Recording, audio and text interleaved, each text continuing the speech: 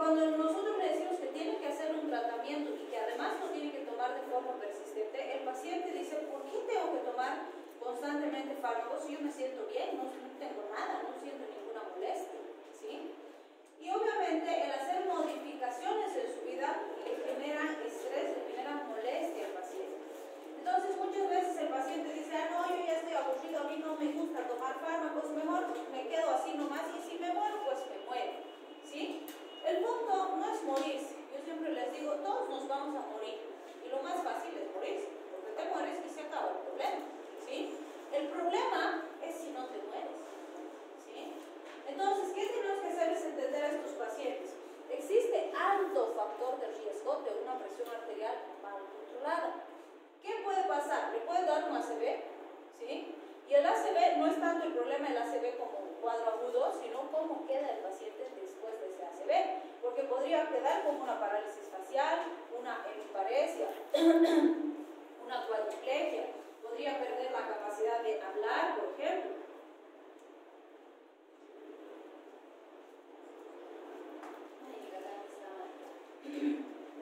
Entonces, el problema es cómo va a quedar el paciente. Y le decimos, a nadie, por ejemplo, le gusta hacer una carga y ser dependiente de los demás. O les gustaría, por ejemplo, a ustedes vivir con relación de esfínteres y que no se puedan cambiar y tengan que esperar la voluntad de alguien que les cambie el pañal, por ejemplo. O que alguien tenga que alimentarlos, o que alguien los tenga que mover si es que quieren salir al patio. Completamente dependiente se puede volver el paciente, ¿no? Entonces yo les digo, el problema no sería ir que te mueras, el problema sería vivir así. ¿Te gustaría vivir así? Porque eso puede pasar si no controlamos bien tu presión arterial. Pero eso es prevenible si hacemos un buen manejo y un buen control desde ahora. ¿Sí? Entonces eso hay que hacerle entender al paciente. Además, si no controlamos la presión, va a haber una cardiopatía isquémica a largo plazo, insuficiencia cardíaca, insuficiencia renal, y todas estas lo que hacen es deteriorar la calidad de vida del paciente. ¿Sí? Bien. Entonces, lo que vamos a hacer es ver la presión arterial normal. Siempre les pregunto, ¿cuánto es la presión arterial normal? Y siempre me dicen 120-80, ¿normal? Menor, ¿sí? No se olviden que antes se decía 120-80 como la media, ¿cierto? Lo que vimos en bioquímica. ¿Por qué? Porque la diastólica normal era de 60 a 90. Y la sistólica normal era de 100 a 140. Entonces la media, ¿no? Aquí 120, 80. Y esto se ha quedado tan arraigado que todavía en muchos hospitales siguen manejando el 120-80 como normal.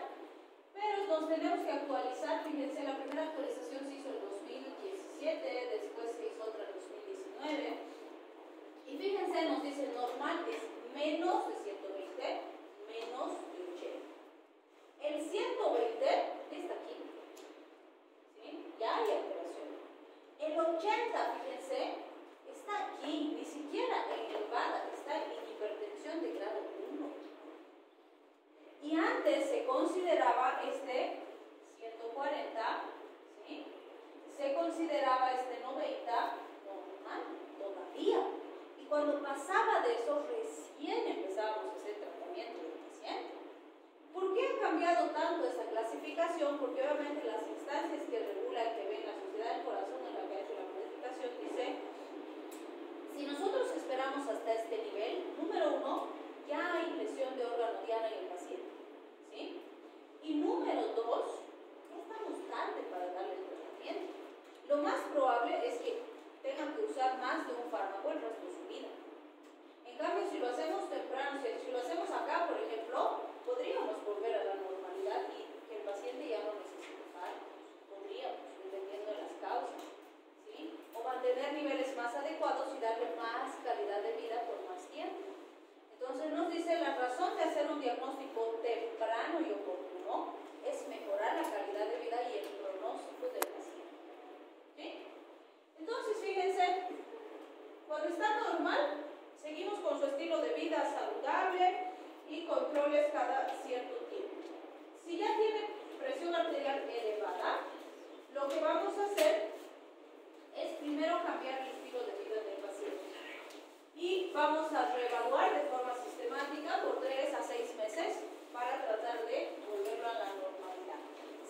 fracasa, entonces recién vamos a considerar la introducción de fármacos. En hipertensión de grado 1, fíjense, le vamos a dar cambios del estilo de vida, pero ya vamos a empezar la medicación. O sea, fíjense, aquí ya estamos iniciando la introducción de fármacos, ya no estamos esperando nada. Y aquí probablemente tengamos que usar 2 o más fármacos para controlar al paciente. Y por supuesto, en las crisis hipertensivas tenemos las urgencias y las emergencias. La diferencia es que en una urgencia no hay lesión de órgano diana, en la emergencia sí existe lesión de órgano diana. En las urgencias podemos hacer una disminución progresiva en varias horas de la presión arterial, pero en las emergencias tenemos que hacer el descenso rápido lo antes posible para limitar el daño del órgano diana. ¿Sí? Entonces, en cada caso vamos a analizar esas diferencias. ¿Qué vamos a usar para tratar la hipertensión del paciente? Fármacos que ya hemos mencionado, diuréticos, simpaticolíticos, vasodilatadores directos y bloqueantes de la producción y acción de la angiotensina, que los hemos conocido en péptidos vasoactivos. Entonces, fíjense, este cuadrito nos resume muy bien los diuréticos. En realidad tenemos varios grupos de diuréticos. Aquí mencionamos los 4 más importantes. Tenemos un tema completito para diuréticos. Si no logramos terminar de avanzar, está en los videos que les he subido, pero vamos a procurar avanzar con los elementos más importantes. ¿Qué vemos? Tenemos diuréticos tiacídicos, ahorradores de potasio, diuréticos de asa y los osmóticos, donde está el manitol, la acetazolamida. Aunque el manitol es osmótico y la acetazolamida es de los inhibidores de la nitrasa cardíaca. Entonces, fíjense, cada uno de estos diuréticos actúan en lugares diferentes, ¿sí? Las tiacidas actúan en el túbulo contorneado distal. Los ahorradores de potasio actúan en el segmento final del túbulo contorneado distal y el túbulo colector. Los diuréticos de asa, como dice su nombre, actúan en el asa de N, sobre todo en los segmentos marcados con peróxido. El manitol, como es un diurético osmótico, trabaja por la presión osmótica y jala grandes volúmenes de agua hacia el luz tubular y actúa en el túbulo contorneado proximal y parte del asa. Y la acetazolamida, vamos a ver que actúa principalmente en lo que sería el túbulo contorneado proximal, porque ahí trabaja la nitrasa carbónica y esta trabaja en ese lugar. Entonces, fíjense, todos los diuréticos lo que hacen es aumentar la cantidad de agua y orina que se elimina, o más bien de agua y sodio que se elimina por la orina. ¿Cuál sería el resultado de esto sobre la presión arterial? Disminuir la volemia. Si baja la volemia, disminuye el retorno venoso. Si disminuye el retorno venoso, baja el gasto cardíaco y por lo tanto baja la presión arterial. ¿Sí? La diferencia va a ser que dependiendo del segmento en el que actúa, el efecto sobre los electrolitos puede ser mayor o menor y eso nos puede traer otras consecuencias. Por ejemplo, los diuréticos de asa, por el segmento que controla muchos electrolitos, son los que más depletan electrolitos y son por eso los más peligrosos. Son sumamente potentes, pero muy peligrosos. ¿Sí? Los ahorradores de potasio, como dice su nombre, también por el segmento en el que trabajan, lo que hacen es retener potasio. Entonces, las hipercalemias en el paciente pueden producir también complicaciones peligrosas. ¿Sí? Bien, y bueno, las tiacidas, justamente porque si bien depletan algunos electrolitos, no es tan intenso el efecto, suelen ser las más utilizadas. Entonces, aquí tenemos las 3 más importantes: tiacidas, de asa y ahorradores de potasio. De las tiacidas, la más conocida es la hidroclorotiacida, que se usa de 12.5 a 50 miligramos día. En general se usa una sola vez al día. Lo que hace es bloquear el transportador sodio-cloro del túbulo contorneado distal. De esta forma disminuye la volemia y por eso baja la presión arterial. También se puede usar en insuficiencia cardíaca, porque hemos dicho que la insuficiencia cardíaca, si le doy menos volumen al corazoncito enfermo, trabaja mejor. ¿Sí? Bien, los diuréticos de asa trabajan en el asa de N, bloquean el cotransportador sodio-potasio 2-cloro. Justamente por este transportador que moviliza muchos electrolitos es que depletan los electrolitos de forma significativa. Entonces son más potentes que los tiacídicos, pero también tienen más acción sobre los electrolitos. por vía oral de 40 hasta 240 miligramos por día, intravenoso de 20 a 40 miligramos. Lo ideal es tratar de usar los de ASA en hospital, y si necesito seguirle dando al paciente, es más seguro darle tiazidas para su caso, ¿sí? Sin embargo, van a ver que sí tenemos pacientitos que les han dado tiazidas y diuréticos de ASA y están en su casa, ¿no? Y empiezan a tener calambres, se los descompensan, llegan descompensados porque no los están vigilando correctamente, ¿sí? Entonces hay que vigilar bien. Bien, ¿cuándo puedo usar estos? Hipertensión severa, insuficiencia cardíaca descompensada. Vamos a ver que los edemas pulmonares, los edemas en miembros inferiores, por ejemplo, se manejan bastante bien cuando necesitamos movilizar volumen, pero después hay que ver alternativas más seguras. Los ahorradores de potasio, como la espironolactona, se usan de 25 a 100 miligramos por día. Estos bloquean los receptores de aldosterona, entonces por eso trabajan en el segmento final y en el túbulo colector, donde están los receptores de aldosterona. ¿Qué van a hacer? Aumentar la excreción de sodio y agua, que es un efecto, si quieren, contrario de la aldosterona. La aldosterona retiene, ¿no? Entonces, como estos bloquean, entonces se elimina. Disminuye la excreción de potasio y aumenta la mortalidad por insuficiencia cardíaca, justamente porque el potasio puede ser bastante peligroso para el corazón. Entonces, hay que tener cuidado con pacientes que tengan insuficiencia cardíaca, ¿sí? Aunque algunos dicen, no, pero sí se puede usar ahorradores de potasio en insuficiencia cardíaca. Depende del grado de insuficiencia y depende de qué otros fármacos está usando.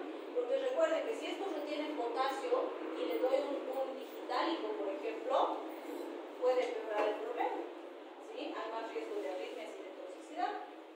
Bien, aparte de pacientes con hipertensión y con insuficiencia cardíaca, también se ha visto que puede usarse en pacientes con hiperaldosteronismo, ya sea primario o secundario. Si hablamos de los simpaticolíticos, tenemos la metildopa y la clonidina, que ya las conocemos. Bueno, la clonidina más que todo. Hemos visto que la clonidina era simpático mimético por mecanismo de acción, porque era agonista alfa-2 receptor, y simpaticolítico por su efecto, porque a pesar de ser estimulante, el resultado era disminuir las catecolaminas a nivel periférico, y eso disminuye la resistencia vascular periférica, disminuye la frecuencia cardíaca y el gasto cardíaco, lo cual baja la presión arterial. En el caso de la metildopa, esta también actúa en receptores alfa-1 y alfa-2, lo cual hace que sea muy parecida a la clonidina en relación a su efecto y a su mecanismo de acción. Pero también nos va a bajar el tono simpático, disminuyendo la resistencia periférica total y la resistencia venosa, lo cual hace que disminuya la presión arterial, ¿sí? Entonces, el efecto de estos fármacos es simpaticolítico, aunque su mecanismo de acción es más simpático. Se pueden usar por vía oral, aunque la clonidina, por ejemplo, nos dice la literatura que también puede haber vía transdérmica. Algo importante es que ambas utilizan el riñón para poderse metabolizar, entonces hay que vigilar el riñoncito cuando estamos utilizando estas. En el caso de la clonidina usa riñón e hígado, entonces hay que vigilar los dos principalmente. En cambio, la metildopa, aparte del riñón, usa un poquito el intestino, pero principalmente el riñón. Las dosis. En relación a la metildopa tenemos 2 gramos, lo habitual es 1 gramo, y se puede usar incluso desde 250 miligramos cada 12 horas, o ir aumentando en base a la respuesta específica del paciente. La clonidina en el adulto se usa dosis progresivamente más altas, podríamos decir. Se puede iniciar con 0,15 y se va subiendo poco a poco hasta llegar a 0,8 miligramos por día. Más dosis, más respuesta, nos dice la literatura, pero hay que ver también más dosis cómo van los efectos adversos, ¿sí?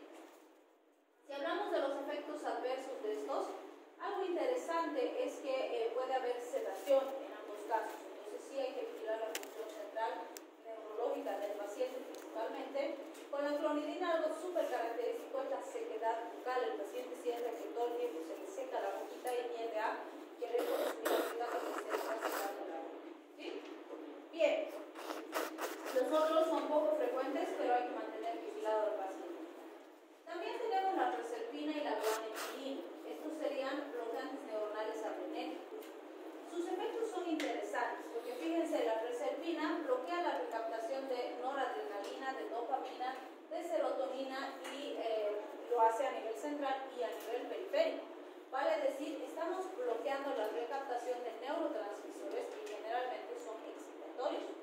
Y si hablamos de la guanetidina, fíjense, inhibe la liberación de noradrenalina, pero al mismo tiempo inhibe la recaptación de noradrenalina y reemplaza la noradrenalina en las vesículas neuronales. Vale decir, al principio estos fármacos lo que hacen es activar mecanismos para que se desgasten y se agoten los neurotransmisores. Entonces, al principio puede haber cierta respuesta estimulante desde inhibidora, pero cuando se acaban los neurotransmisores, como evitan que se acumulen, que se guarden y que se resinteticen, se agotan, ¿sí? Y recién en ese momento es que vamos a empezar a tener una disminución de la presión arterial, vale decir, al principio pueden subir la presión, pero luego cuando ya se agotan los neurotransmisores, la presión empieza a disminuir y ese efecto se mantiene. Eso es lo que estamos buscando. Sin embargo, pues vamos a ver que esos neurotransmisores también se usan para otros fines importantes, entonces suele tener bastante efecto adverso en el paciente, pero logramos esa hipotensión o disminución de la presión arterial por agotamiento. Si hablamos de la reserpina, vamos a tener una absorción oral bastante importante si ingresa al sistema nervioso central y su acción es larga. Las dosis recomendadas son de 0.05 hasta 0.25 miligramos por día. Y en el caso de la guanetidina, de 10 a 150 miligramos día. Y se recomienda ir subiendo de 10 en 10, dependiendo de la respuesta del paciente. Normalmente el aumento se hace cada semana, viendo cómo está respondiendo el paciente. También es importante considerar que en ambos, fíjense, puede haber hipotensión postural. Entonces, siempre que usamos estos fármacos, es muy importante recomendarle al paciente que los cambios de postura los haga de forma progresiva. Que si está recostado, por ejemplo, primero se siente, espere unos minutos a que se estabilice un poquito la presión, luego se pare, espere otra vez unos minutos antes de iniciar la marcha y luego recién empiece a tomar sus actividades con normalidad. Y cada vez que cambie de posición, que lo haga lento y progresivo, para evitar desmayos, lesiones, ¿sí? Las otras no son muy frecuentes, sin embargo, se ha visto, por ejemplo, diarrea, cólicos, aumento de la secreción ácida, sobre todo por un predominio de la actividad parasimpática, porque no se olviden que estamos depletando neurotransmisores simpáticos. Entonces, el parasimpático se puede exacerbar, ¿sí? A estos ya los conocemos, los bloqueantes alfa, ¿no es cierto? El grupo de la prazosina, terazosina, lo hemos visto en los temas anteriores. Al bloquear los receptores alfa, ¿qué vamos a producir? Vasodilatación, y la vasodilatación baja la presión arterial porque está disminuyendo la resistencia, ¿sí? Entonces, la dosis inicial es de 2 miligramos por día en 2 a 3 administraciones diarias y se recomienda ir subiendo de 2 a 3 miligramos cada día hasta alcanzar el nivel deseado en el paciente. Lo que hacen es bloquear los receptores alfa, hay una vasodilatación sistémica importante, eso hace que sean útiles en hipertensión, pero no se olviden que estos también son útiles en hiperplasia prostática benigna, aunque hemos dicho que la tamsulosina es mucho más selectiva que estos, ¿no? Porque es alfa 1A. El efecto adverso principal con los bloqueantes alfa es la hipotensión ortostática, como hemos visto en nuestro paciente con probenecina, ¿cierto? Bien, los beta bloqueantes también ya los conocemos, entonces fíjense, se repiten varios grupos farmacológicos que ustedes ya conocen. Si bloqueo los receptores beta, ¿qué voy a tener en corazón? Desaceleración, disminución de la fuerza, potencia contraria. Entonces mencionamos metoprolol, tarvenilol, propanolol, atenolol como algunos de los que se usan más. La diferencia es que algunos son más selectivos que otros, nada más, después son bastante parecidos. Lo que hacen es evitar la estimulación simpática cardíaca y también a nivel renal hemos dicho que pueden disminuir la liberación de renina y eso refuerza el efecto hipotensor. Entonces, sobre todo usamos en pacientes con hipertensión, pero vamos a ver que podemos usar en anginas de pecho, en arritmias, en insuficiencia cardíaca inclusive, pero en insuficiencia solo en algunos tipos de insuficiencia, no en cualquiera. Bien. Si hablamos de los vasodilatadores, estos pueden ser orales, que normalmente los vamos a utilizar utilizar en pacientes ambulatorios o pueden ser parenterales, y los parenterales estarán más diseñados para las urgencias, para cuadros ambulosos, complejos. Entonces ahí tenemos algunas alternativas de los que podemos utilizar, y también tenemos los mixtos. Los mixtos se caracterizan por actuar tanto en la vasculatura como en la bomba, o sea, no son solo vasodilatadores, sino que también tienen un efecto en el corazón. Entonces los vamos a ir analizando. La mayor parte de estos iniciales actúan en el sistema renina-angiotensina-aldosterona, que ustedes ya conocen. Entonces fíjense, vamos a hablar de la hidralazina y del minoxidil.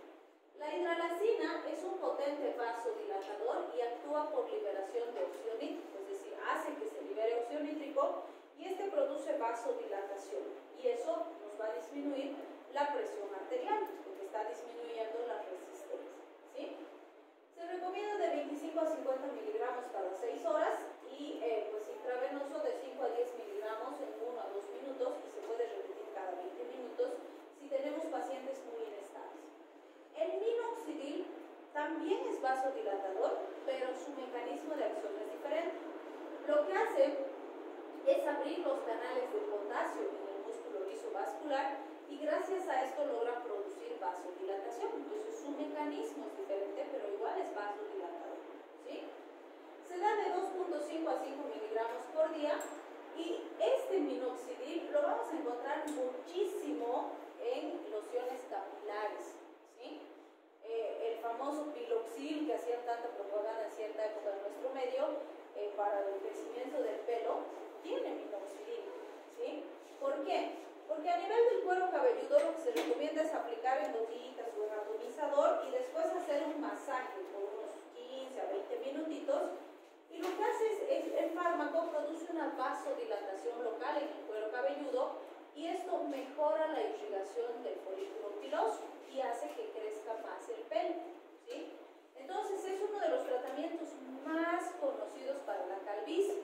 Obviamente requiere un compromiso importante del paciente para aplicar todos los días y hacer el masaje correctamente, pero desde hace algunos años ya tenemos también minoxidil en comprimidos que podemos dar al paciente, pero hay que vigilar que no tengamos efectos sistémicos importantes, ¿no? Claro que las dosis son diferentes. Bien, entonces los dos fármacos van a producir vasodilatación porque van a disminuir la resistencia, ya sea en arterias o en venas, y pueden producir una taquicardia refleja, porque ¿qué pasa? Se abren los vasos, baja la presión arterial, el corazón va a tratar de compensar produciendo taquicardia, ¿sí? Se puede usar en hipertensión, no se olviden del minoxidil también en calvicie.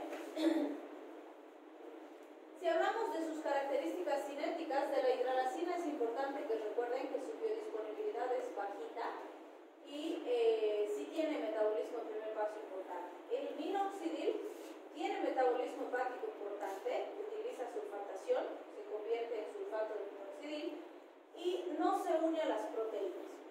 En relación a sus efectos adversos, ¿qué es importante? La hidralazina puede asociarse a problemas cardíacos importantes por la taquicardia refleja que produce. Entonces, si el paciente es cardiópata, si ya tiene angina, si ya ha tenido isquemia, etc., hay que tener mucho cuidado con esa taquicardia refleja, ¿sí? En el caso del minoxidil, aparte de que también puede haber taquicardia refleja, se ha visto que por el mecanismo que tiene sobre los canales de potasio puede favorecer la retención de sodio y agua en el organismo del paciente, y esto generar edemas, y esos edemas también nos podrían traer complicaciones. Obviamente la hipertricosis, si es deseable, o sea, el mayor crecimiento de vello, está bien para el paciente, pero si fuera una paciente femenina, por ejemplo, y le empieza a crecer barba, no le va a gustar, pues, ¿no? Entonces depende también el tipo de paciente que estemos manejando. Bien, tenemos también los nitratos. Estos, que bueno, ya serían parenterales, podríamos decir que el prototipo de los nitratos era la nitroglicerina, que es la que más se maneja en los servicios de emergencia. Sin embargo, en sus últimos años ha sido ampliamente reemplazada y desplazada por el nitrocruciato de sodio, que sigue siendo un nitrato, pero es un poco más seguro que la nitroglicerina. Se da 0.5 a 1 microgramo por kilogramo minuto, como máximo 8 microgramos kilogramo minuto. Por la dosificación ya vemos que lo más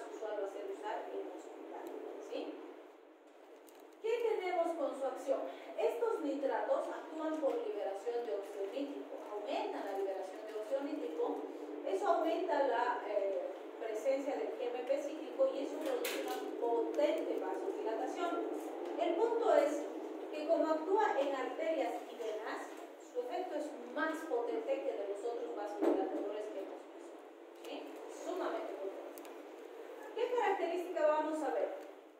Si el paciente que estamos manejando no tiene insuficiencia cardíaca, vamos a ver que se produce una disminución de la presión arterial con disminución del gasto cardíaco cuando hay esa vasodilatación. En cambio, si el paciente que estamos manejando tiene insuficiencia cardíaca, se va a producir disminución de la presión arterial con aumento del gasto cardíaco. ¿Por qué habría esta diferencia?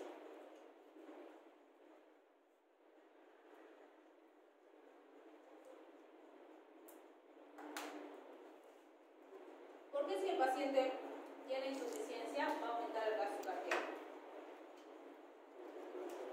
Para poder compensar. ¿Cómo? ¿Para compensar?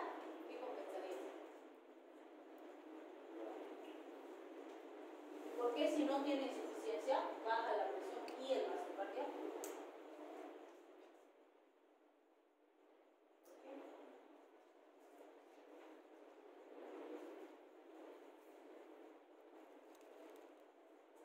Hemos visto ya insuficiencia. ¿Qué hemos dicho de la insuficiencia cardíaca y la vasodilatación?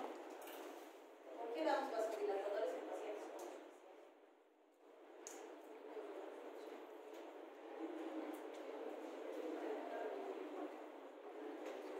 Para que pueda abrir los canales de estudio. Dale. Sin miedo.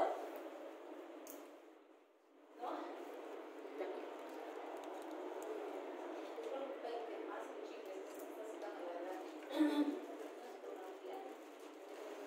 Ok, entonces fíjense, cuando hay insuficiencia cardíaca, recuerden que es un corazoncito enfermo y esa disminución de la presión por la vasodilatación que hay va a hacer que la volemia disminuya y menos volemia a un corazón enfermo le va a permitir manejar mejor la cantidad y además esa disminución de la resistencia hace que pueda bombear mejor la sangre hacia la periferia.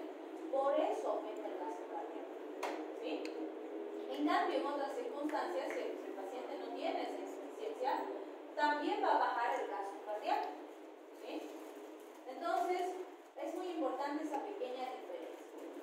El diazóxido, fíjense, se usa en dilución intravenosa de 1 a 3 miligramos y con un máximo de 150 miligramos en inmersión. Este, similar a lo que hemos visto con el minoxidil, va a producir vasodilatación arteriolar por apertura de canales de potasio. Su mecanismo es similar, pero su acción es más prolongada. Entonces, ¿qué vamos a conseguir? Bajar la presión arterial con un aumento del gasto cardíaco, sobre todo asociado a la taquicardia ventricular. El fenoldopa, que se usa de 0.01 a 1.6 microgramos por kilogramo minuto, normalmente es un fármaco de uso hospitalario, produce vasodilatación por acción agonista dopaminérgica, es decir, actúa en los eléctricos y de esa forma baja la presión arterial de forma significativa. ¿Qué tenemos como efectos adversos importantes? Este grupo de los nitratos, cuando veamos los otros temas, van a ver que es uno de los grupos más tóxicos, considerados con mayor grado de toxicidad, justamente porque son muy potentes, como los hemos descrito, pero también tienen elementos de riesgo importantes. Por ejemplo, uno de los elementos importantes es que al metabolizarse los eritrocitos se transforman en cianuro. ¿Y el cianuro qué es? ¿Han escuchado hablar alguna vez de cianuro? ¿Qué es?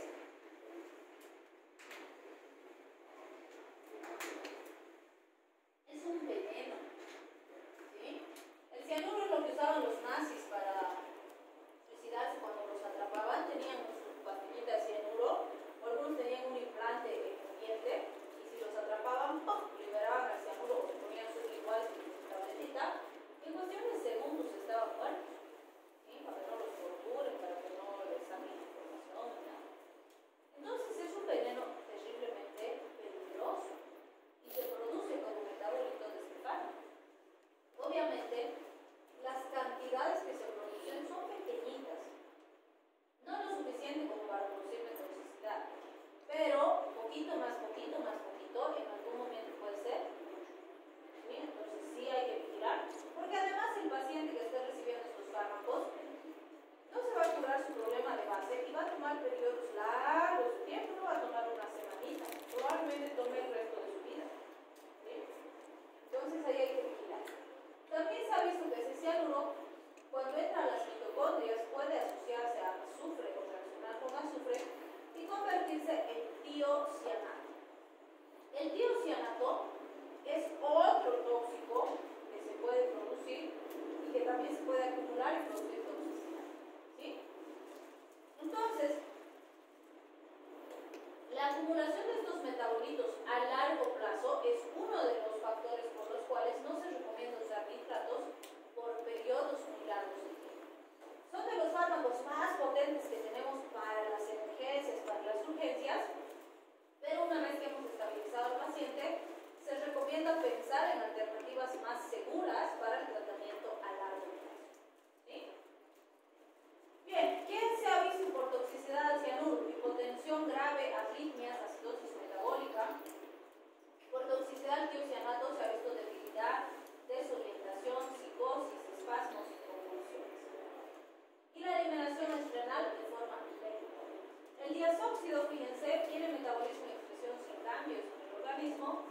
En sus efectos adversos importantes que hay que ver, esa disminución brusca de la presión arterial también se puede asociar a la taquicardia refleja y complicarnos infartos agudos de miocardio, angina del pecho. También se ha visto que disminuye la liberación de insulina, lo cual puede descompensar un paciente diabético o generar hiperglicemia en un paciente hiperdiabético. Y además, por el mecanismo de acción, también se ha visto que puede retener sodio y agua y generar edemas. El fenoldopan se metaboliza muy rápido, eso hace que su vida media sea cortita, o bueno, pues si fíjense, las apenas de 10 segunditos nada más. Puede producir taquicardia refleja, pero como su periodo de acción es corto, en general no nos trae grandes complicaciones. También se ha visto cefalea, rubor y aumento de la presión intraocular, pero en general ese aumento de la presión intraocular es muy cortito y no nos trae complicaciones. Pero si ya fuera un paciente que tiene glaucoma, que tiene complicaciones con la presión, podría ser suficiente para que se complique el paciente. ¿Sí? Bien, entonces, ¿cuándo uso nitrocruciato de sodio o los nitratos en general? Sobre todo en urgencias hipertensivas, en insuficiencias cardíacas severas, es decir, cuadros graves. El diazóxido en crisis hipertensivas y el fenoldopan en crisis hipertensivas y en hipertensión postquirúrgica, donde en general necesitamos periodos cortos pero potentes de acción y después ya no necesitamos darle fármaco. Vale decir, como son fármacos de uso parenteral, fíjense, la mayor parte de ellos se usan en cuadros de alta complejidad. Bien, y si hablamos de los bloqueantes de canales de calcio, vamos a ver que esto los vamos a repetir en varios capítulos. ¿Sí? ¿Qué hace un bloqueante de canal de calcio? Su nombre nos dice, bloquea el canal de calcio. A nivel de los vasos sanguíneos eso va a producir vasodilatación, pero a nivel del corazón va a producir efecto inotrópico negativo, es decir, va a bajar la fuerza y la potencia contráctil. Entonces, por estos dos efectos se ha visto que puede ser utilizado como antiarrítmico, como antianginoso o como antihipertensivo. ¿Vale? Es decir, en arritmias, en angina y en hipertensión se puede utilizar. ¿Qué debemos considerar? Que, por ejemplo, si quiero el efecto antiarrítmico, me interesa más su efecto en la bomba y su efecto en la vasculatura. En cambio, para la angina, para la presión arterial, me interesa más el efecto vascular que el efecto bomba. Entonces, dependiendo de mi objetivo terapéutico, voy a decidir cuál es más adecuado. ¿Sí? Y si vemos los fármacos, verapamil, por ejemplo, es más vasodilatador, aunque sí disminuye gasto cardíaco y frecuencia cardíaca. Diltiazem tiene acciones intermedias y la familia de las dihidropiridinas, como amlodipino, hidradipino, felodipino, nocardipino, tienen más potencia vasodilatadora, pues básicamente sin efectos en el corazón. Entonces, fíjense, verapamil más actúa en la bomba, pero sí actúa un poquito en los vasos, y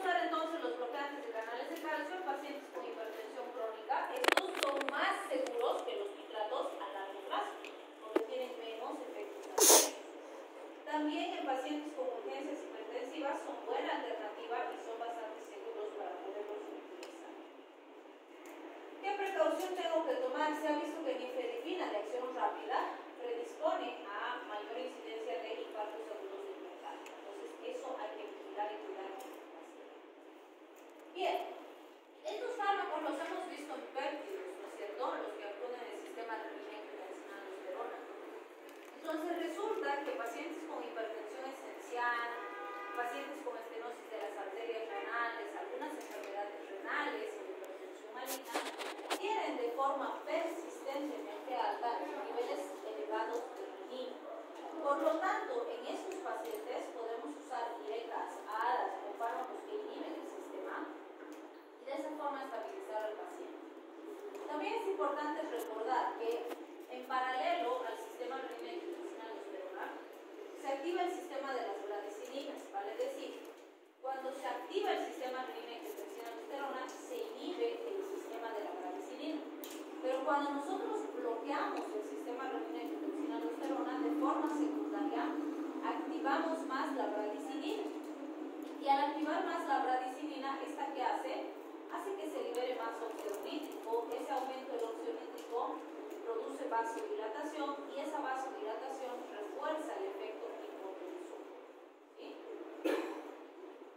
¿Cuáles vamos a mencionar entonces? Los IECA, que son los inhibidores de la enzima convertidora, captopril, enalapril y simepril, los más conocidos, bloquean la ECA y al bloquear la ECA, ¿qué tenemos? Disminuye la angiotensina 2, disminuye la vasoconstricción y la secreción de aldosterona que produce la angiotensina 2, aumenta la bradicinina, como acabamos de decir, baja la resistencia y la presión arterial. Algo importante que no sabíamos de este sistema o de este grupo farmacológico es que se ha visto que disminuye la proteinuria en pacientes con nefropatía diabética.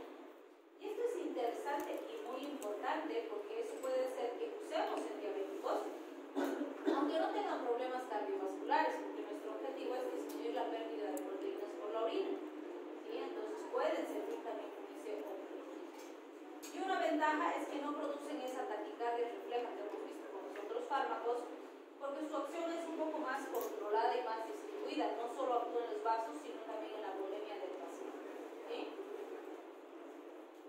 Bien, estas son las dosis del captopril y del enalapril. Fíjense, tengo captopril de 12.5 miligramos para dosis inicial y puedo ir subiendo progresivamente más o menos cada semana o cada cierto tiempo hasta alcanzar los niveles deseados y divido las tomas en 3 administraciones diarias. El enalapril le doy 2.5 miligramos en 2 administraciones diarias y puedo llegar hasta 40. ¿De qué depende a qué nivel llego? De la respuesta del paciente, siempre de la respuesta del paciente. Interaccionan estos fármacos con diuréticos ahorradores de potasio, porque obviamente el ahorrador de potasio actúa en segmentos de la nefrona que estos también van a afectar. Pacientes que están recibiendo suplementación de potasio y pacientes que reciben AINES. Bien. ¿Qué características cinéticas y efectos adversos debemos considerar? Algo importantísimo con estos es que, bueno, sí tienen buena absorción oral, lo que varía un poquito son sus vidas medias, que este es menos de 3 horas, este hasta 11 horas, este más de 12 horas.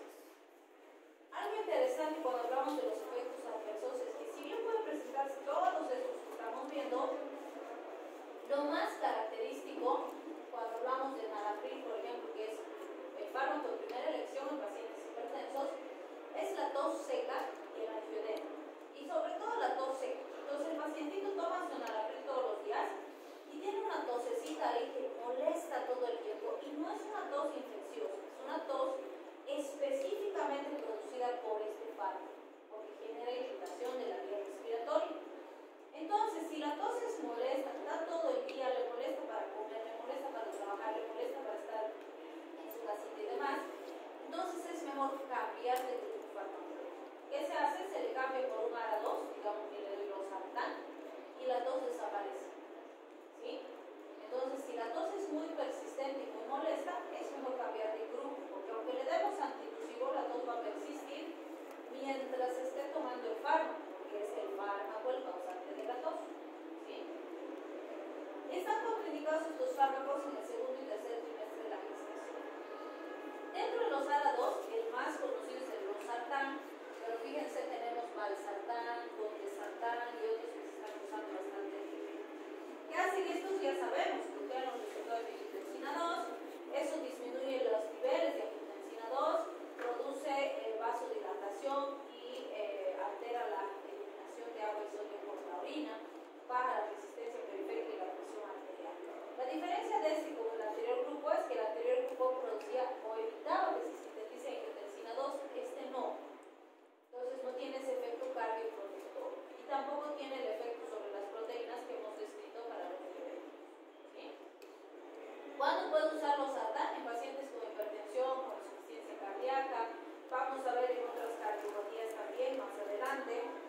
que no debemos olvidar es que hay otros fármacos, como por ejemplo los análogos de la angiotensina, como la saralacina. Esta, por ejemplo, era inhibidor competitivo de la angiotensina 2 como agonista parcial. Pero el hecho de ser agonista parcial implica que estimula los receptores, no que los bloquea. Por lo tanto, no se le ha encontrado una aplicación clínica adecuada, porque sabemos que la angiotensina 2 es cardiotóxica. Y si usamos un análogo de angiotensina 2, no podemos quitar ese efecto de cardiotoxicidad. ¿Sí? Como efectos adversos se han visto muy similares a los IECAS, con la diferencia que estos no producen tos, no producen angiodema. Por eso es que si el paciente tiene mucha tos, los ARA2 son la mejor alternativa que tenemos. ¿Sí? Estas son las dosis de 25 hasta 100. En el caso de los sartán, lo mejor es empezar con 25 y subir progresivamente. Valsartán de 80 a 320 y condesartán de 8 a 32. Si se fijan aquí, le quito el 0 y ya se la dosis de lo otro. ¿Sí? Y todos se dan una sola vez al día. Y bueno, cuando hablamos de los inhibidores de la renina, es importante considerar al isquireno o al esquireno, que ya lo conocemos también. Y este pues se usa de 150 miligramos cada 24 horas. Lo que hace es inhibir de forma catalítica a la renina, por eso se llama inhibidor de renina. Y si inhibo la renina, todo el sistema renina-angiotensina-aldosterona se bloquea. ¿Sí? El beneficio es disminución de la actividad de angiotensina 1 y 2, disminución de aldosterona con todos los beneficios relacionados a ese efecto. Se ha probado principalmente en pacientes con hipertensión. Como efectos adversos significativos se ha visto hiperpotasemia, alteraciones renales y efecto terapéutico potencial. Por lo tanto, está absolutamente contraindicado durante el embarazo y la lactancia. Bien, con eso habríamos terminado hipertensivos.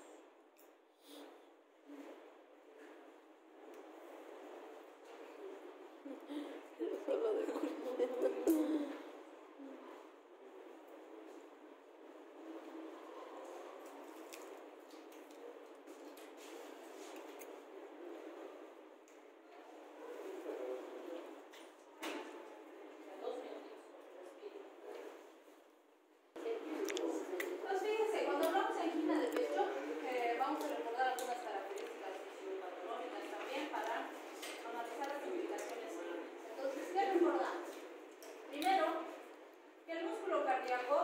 utiliza el 75% del oxígeno provisto en general, vale decir, desde el momento en que empieza a trabajar en el vientre materno hasta que literalmente nos morimos, el corazón no descansa jamás.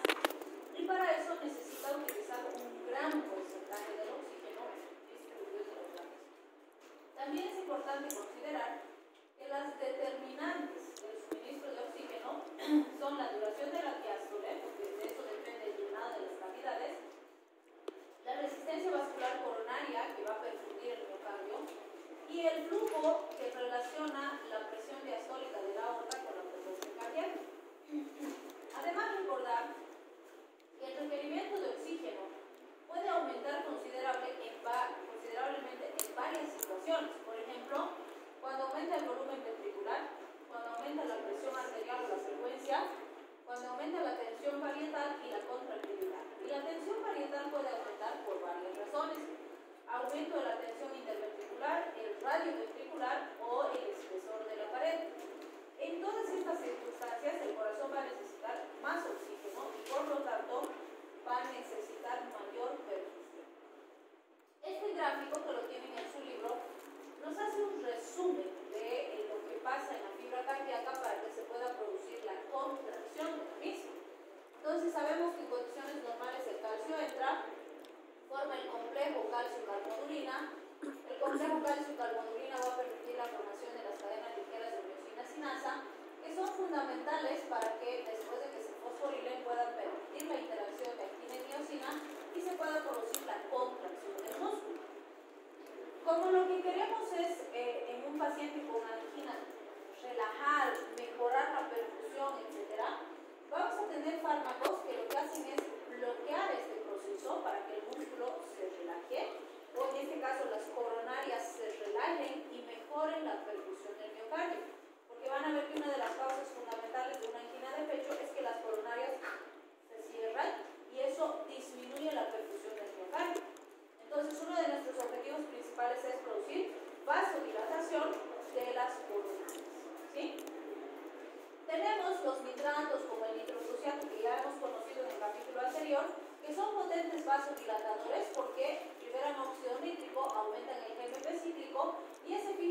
aquí, evitando la interacción de las cadenas ligeras de miosina sinasa fosforilada con lactina. Si esa interacción no se produce, no hay contracción, ¿sí?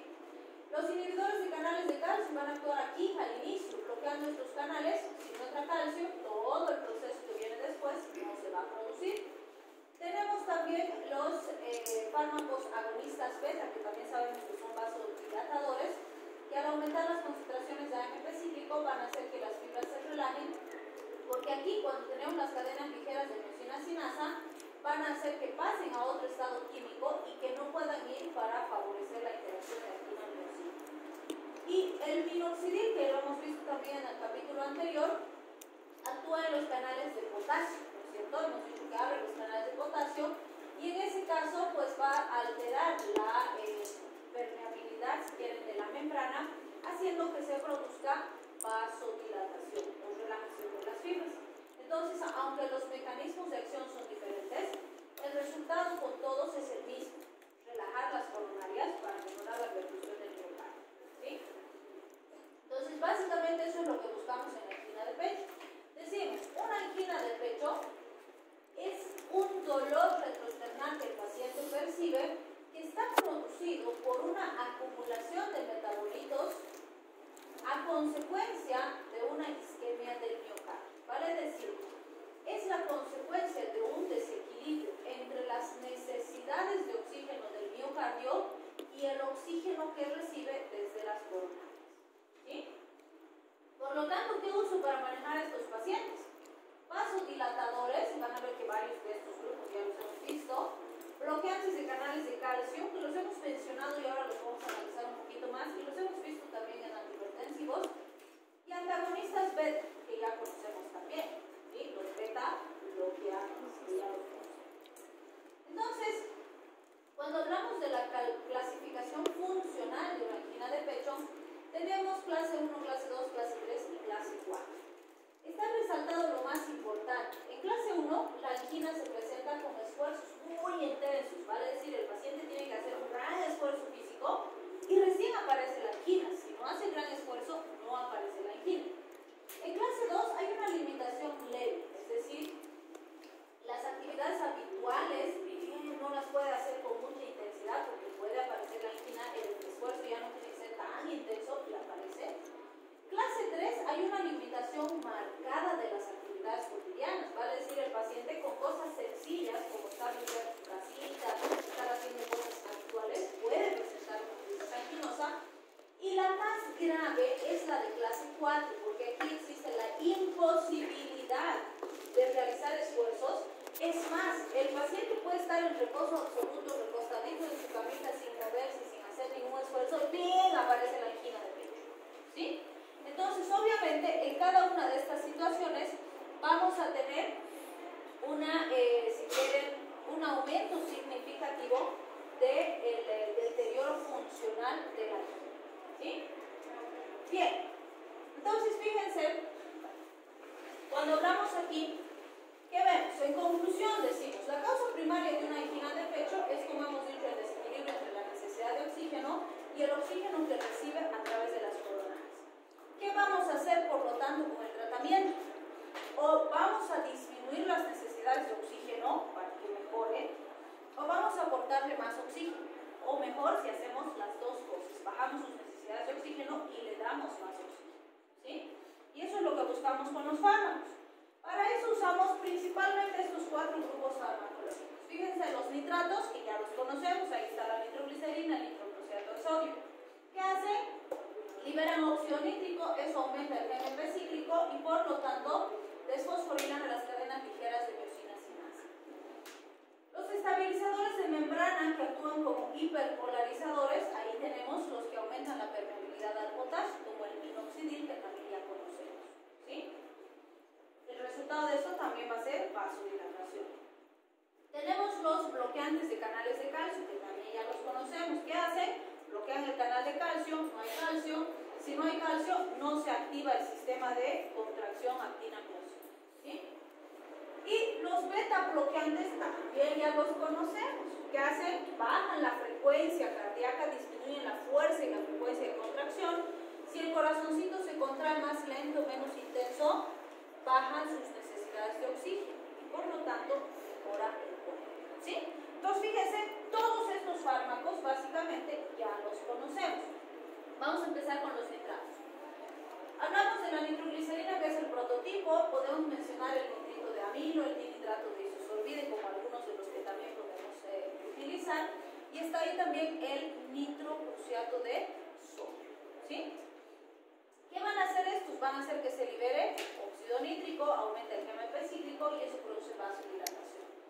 Su biodisponibilidad oral no es muy importante, sin embargo sublingual mejora su biodisponibilidad porque evita el metabolismo en primer paso, y además sublingual se ha visto que la acción es sumamente rápida. Vamos a ver que incluso en 15-30 segundos ya se puede observar efecto, y estos por vía sublingual a los 45 hasta 60 segundos tienen su máxima acción en el paciente. Por lo tanto, para emergencias son excelentes alternativas terapéuticas. También es importante que tenemos transdérmico, por ejemplo, se ha usado en ciertas épocas los parches de nitroglicerina. Por vía oral tenemos los de liberación lenta. Por vía inhalatoria se ha probado mucho el nitrito de amilo, que tiene acción muy rápida, sin embargo, producía un olor muy desagradable y eso ha hecho que el paciente un poquito rechace la utilización. Sin embargo, era muy efectivo. La vida media del fármaco modificado es cortita, de 2 a 8, no modificado, de 2 a 8 minutos, pero su metabolito parcial tarda hasta 3 horas en eliminarse completamente del organismo. ¿Sí? Entonces eso es lo que hay que cuidar. Y en el caso de los nitratos, sus metabolitos pueden ser tóxicos. La excreción es como derivados glucurónicos de los metabolitos desnitratados por el riñón. La nitroglicerina se sabe que se convierte en un ion nitrito y este libera óxido nítrico. Sin embargo, se cree que también puede producir hiperpolarización de la membrana y aumentar la liberación de prostaglandinas D y prostaciclinas, lo cual podría reforzar la vasodilatación. Pero estos dos no están claros. Lo que sí se sabe es que aumenta el GMP cíclico y eso produce una potente vasodilatación. Entonces, en ese proceso que hemos mencionado, actuarían aquí, ¿no es cierto?, donde aumenta el GMP cíclico y por lo tanto no se puede producir la interacción actina-miosina de forma eficaz. ¿Cuáles serían sus efectos en órganos y sistemas? En el músculo liso vascular a nivel arterial van a bajar la poscarga, van a relajar. Va a variar la intensidad dependiendo del sitio específico de la vasculatura en el que estén actuando. A nivel venoso disminuyen la precarga y el gasto cardíaco, por lo tanto disminuyen los requerimientos de oxígeno del miocardio. Puede haber una respuesta refleja simpática, pero en general es bastante bien tolerada. En corazón tienen efecto inotrópico negativo débil, que no es muy significativo, pero esa disminución de la poscarga refuerza el efecto de la vasodilatación. Y en otros músculos lisos sí va a producir un efecto importante de relajación en sistema genitourinario, a nivel bronquial, a nivel gastrointestinal. En el sistema genitourinario se puede asociar a erección. Entre otros efectos, en las plaquetas, fíjense, el efecto es diferente, más bien baja el GMP cíclico y esto disminuye la agregación plaquetaria. Considerando que es un paciente cardiópata, esa disminución de la agregación plaquetaria puede ser benéfica, protectora, podríamos decir. En el caso de la hemoglobina, sí hay que tener vigilado al paciente porque puede producir una metahemoglobinemia, que es peligrosa y es una de las complicaciones más graves, y se va a asociar a la aparición de pseudocianosis, hipoxia y la muerte del paciente. ¿Sí? Como efectos adversos importantes, y esto es lo que determina que los nitratos no se recomienden para usar periodos muy largos de tiempo. Puede asociarse a hipotensión ortostática, cefalea pulsátil, taquicardia, sobre todo refleja. Esto es bien importante, estos tres. La tolerancia a la exposición continua ha sido descrita en trabajadores de fábricas de explosivos, porque fíjense, el TNT de explosivos es nitroglicerina. Entonces estos trabajadores en las fábricas antiguas manipulaban nitroglicerina sin muchas medidas de bioseguridad.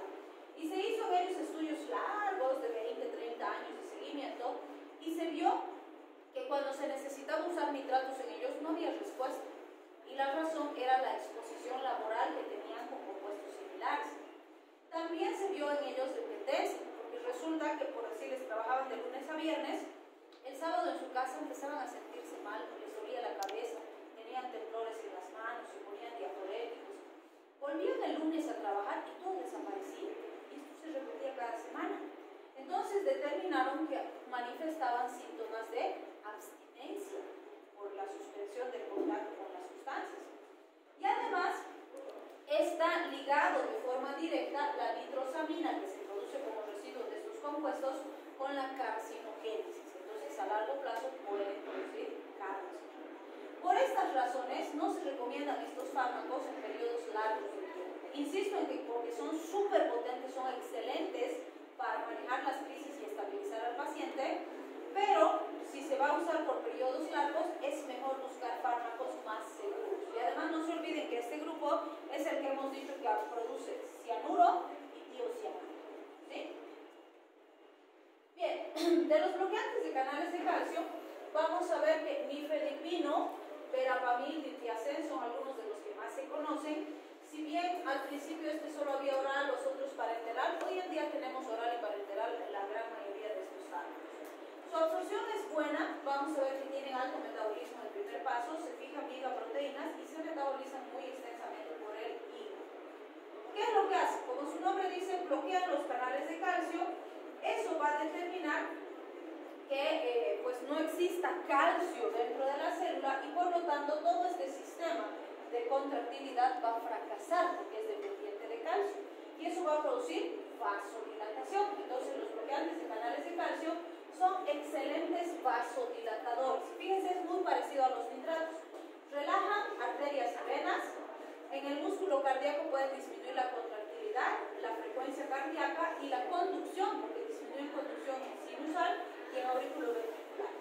En otros músculos lisos tienen menos actividad, entonces en el sistema genitourinario, gastrointestinal y bronquial el efecto es menor, lo cual les da mayor grado de seguridad que los nitratos, que tenían más efecto aquí. Y pues en los vasos cerebrales se ha visto que el nimodipino, por ejemplo, disminuye la mortalidad si se usa en pacientes que han tenido hemorragias subaracnoideas como profiláctico post-hemorragia. ¿Sí? Entonces puede ser de gran utilidad. Bien, en el caso de estos fármacos podríamos decir que el nifedipino es el que tiene mayor efecto vascular y verapamil y diltiazem tienen mayor efecto cardíaco. Entonces, este se usa cuando nuestro objetivo fundamental son los vasos y aquel cuando nuestro objetivo es principalmente poco. ¿Sí? Con excepción del nifedipino de acción corta, que su potencia es diferente dentro de las de su propio grupo, justamente por su acción breve, ¿no? Suele ser más potente y también más peligroso. Algunos de los efectos relacionados con riesgo de estos fármacos se ha visto que son estos. Por ejemplo, si hablamos de los bloqueantes de canales de sodio, o más bien de estos que bloquean los canales de calcio, se ha visto que beperidil, verapamil, diltiazem y nifedipina, que son bloqueantes canales de calcio, también pueden bloquear canales de sodio. El primero los bloquea mucho, el segundo más o menos, este poquito y este no los bloquea. ¿Sí? Y de todos estos, el beperidil también bloquea los canales de potasio. Entonces fíjense, beperidil bloquea canales de sodio, de calcio y de potasio. Entonces es más potente, pero también es más peligroso. Entre otros efectos que se han descrito, estos están en estudio, no son tan relevantes. Se ha visto que podrían disminuir la liberación de insulina, sobre todo para el verapamil a dosis altas. Pueden tener algún tipo de afectación de la elevación plaquetaria, pero se está estudiando. Algunos bloquean de forma mínima la función glandular y la transmisión nerviosa y bloquean la lipoproteína P170, aunque no se sabe con precisión para qué sirve eso. Bien, entonces este es un resumen de cuándo podemos usar. Por ejemplo, verapamil diltiazem, fíjense, baja la frecuencia cardíaca, disminuye la conducción y la contractilidad, baja el gasto cardíaco y por lo tanto disminuye las necesidades de oxígeno. Por lo tanto, puedo usar en pacientes con anginas atípicas. Va a ir muy bien porque va a corregir lo que necesito corregir en angina. Nifedipina, porque disminuye la resistencia periférica total, la presión arterial, la presión del ventrículo izquierdo, disminuyendo los requerimientos de oxígeno, también se puede usar en angina como muy buen resultado. Verapamil diltiazem, además, al disminuir la conducción nodal auriculoventricular, también se hacen buenas alternativas en taquiarritmias supraventriculares. Por lo tanto, vamos a volver a ver a los bloqueantes de canales de calcio en antiarrítmicos. Van a ver que uno de los grupos de